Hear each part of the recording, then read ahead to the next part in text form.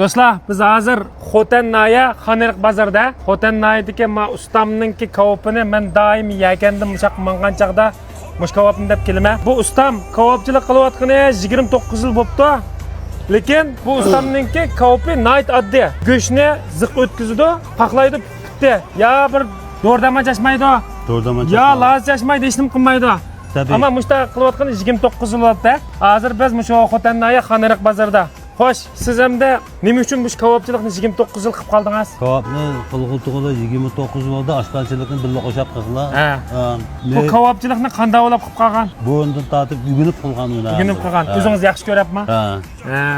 O'tirliqda unayangi ishlab, kasb yangi ishlab qo'yapsizmi? 29 yildan izchil. O'rinmi shu? O'rinmi shu. Mushalik Xoniriq deganmadan biladi sizni. Siz nima deb ataydi? Yasin Qodir. Yasin Qodir kavopchilimda? Kavopchi. Kavopchidamda? Siz mana kulmaysiz. Ya men ansiratam siz ya. Do'yingiz ketdingiz, maylimi? Mayli. Maylimi? Sinjan kammadam ko'rib ketilgan bo'ldi ya. Men adam kavopchi o'xshamdiki, o'xshamdiki, hozir men beshir shapkovatga almashtiryaptim men mashilapiga. Ko'rdingizmi? Mashlapini kiysak, kelishga adam ekanmiz biz asla. Shunami ya? Oyoq qarab kulimiz kulsak mi? Oyoq qarab kulib oldik. Kulkizimda yoshirib kuldigan ish bor uni. Xo'sh, o'rik yaqcha. O'rikning ha. Uzumning bormi yo'q? Uzumning yo'q. Gang o'rikninki. Kavopni o'zidan qilish uchun hamda nima chiqqa qilmaysiz? Kamsiz siyoqlar qilib. Kamsizroq bulab qiliqlikka. Nima chiqqa qilmaysiz?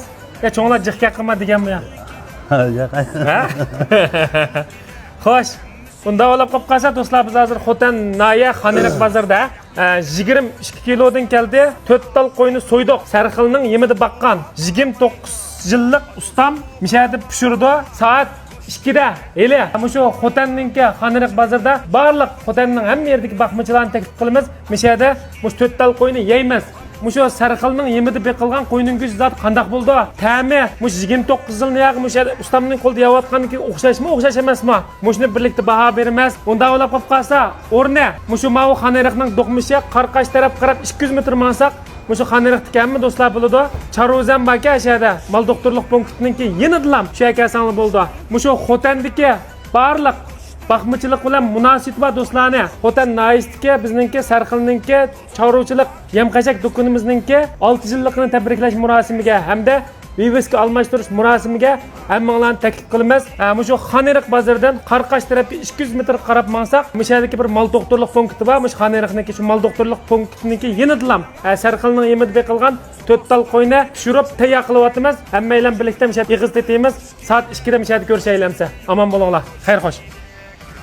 Xo'sh.